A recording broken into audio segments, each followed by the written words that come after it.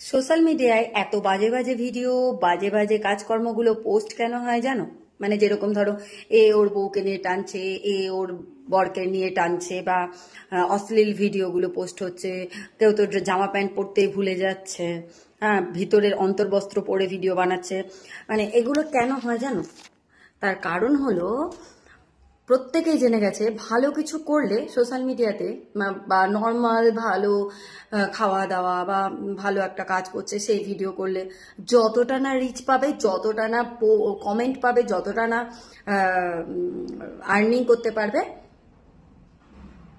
তার থেকে অনেক অনেক অনেক গুণ বেশি ওই বাজে কাজগুলোর ভিডিওগুলো করলে পাবে।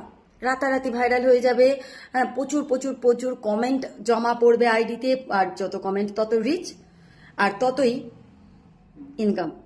সেইগুলো ভেবেই, সেগুলো বিবেচনা করেই এই বাজে বাজে কাজগুলো সোশ্যাল মিডিয়াতে পোস্ট হয়, আর সোশ্যাল মিডিয়ায় মানুষেরা এগুলো নিয়ে ভিডিও বানায়। তোমাদের কি মনে হয়? মতামত জানিয়ে যেও।